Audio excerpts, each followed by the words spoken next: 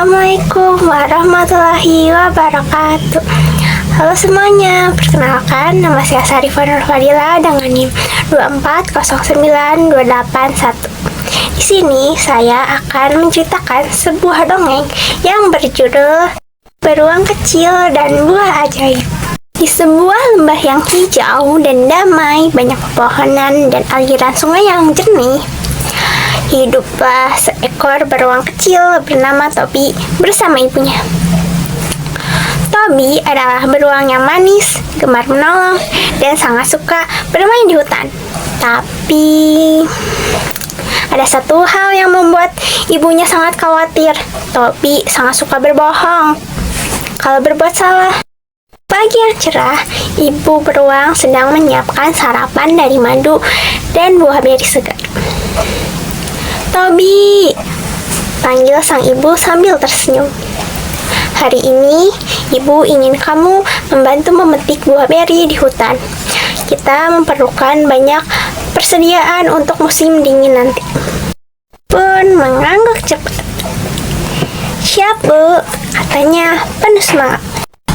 "Tapi ingat, jangan pergi terlalu jauh. Hutan itu luas dan tidak semua tempat aman," pesan ibu Tobi dengan lembut.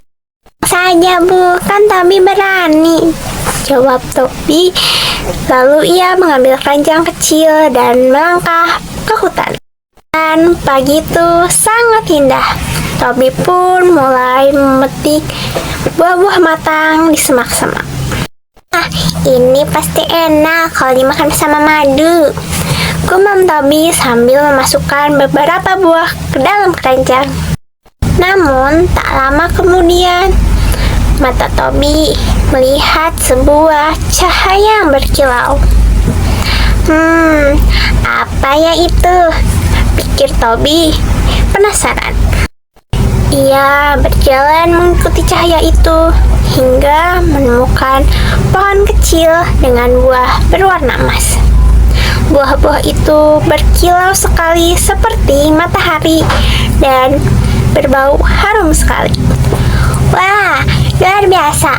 Aku belum menemukan buah seperti ini," ujar Tobi. "Kalau ibu tahu, ibu pasti kagum." Tapi kemudian muncul pikiran lain di benaknya. "Mungkin aku boleh coba satu, tak apa-apa kan?" katanya pelan sambil menahan ludah. Akhirnya, dengan tangan gemetar, ia memetik satu buah emas itu dan menggigitnya. Rasanya sungguh luar biasa. Manis seperti madu dan segar seperti air sungai. Namun, baru saja ia menelan, tiba-tiba, bus, bulu Tobi berubah menjadi berkilau emas.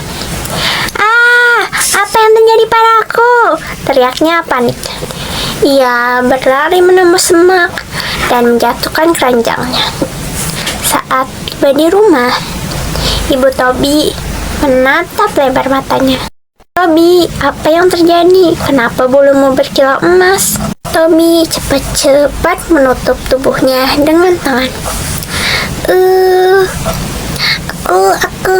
Aku cuma makan buah beri biasa, Bu," katanya gugup sambil tersenyum paksa. Ibu beruang menghelakan napas. Ia tahu anaknya sedang berbohong. "Tobi, lihat mata ibu," katanya lembut tapi tegas. "Ibu tidak marah kalau kamu jujur, tapi kalau kamu berbohong, ibu tidak bisa membantumu."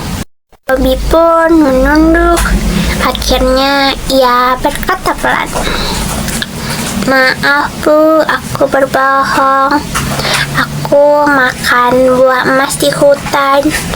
Aku pikir tidak apa-apa mencoba satu." Ibu beruang tersenyum lembut dan mengelus kepala Tobi. "Nah, begitu lebih baik. Kejujuran memang menakutkan, tapi hanya dengan kejujuran kita bisa memperbaiki kesalahan."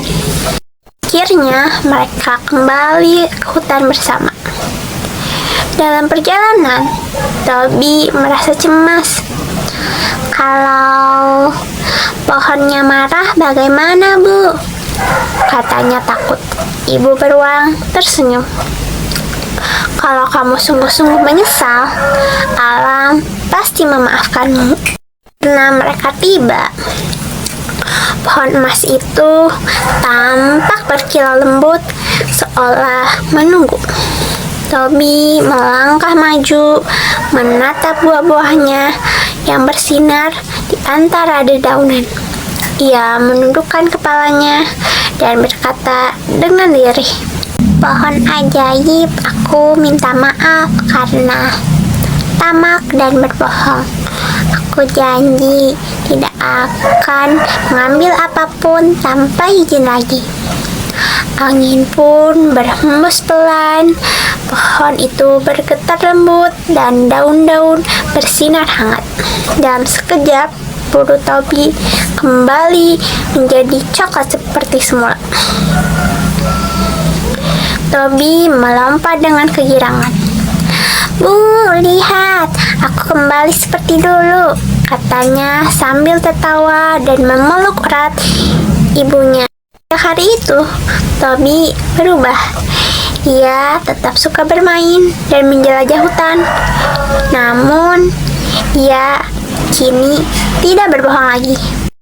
Dari cerita tersebut terdapat pesan moral bahwa kejujuran dan tanggung jawab adalah sebuah kunci kepercayaan diri.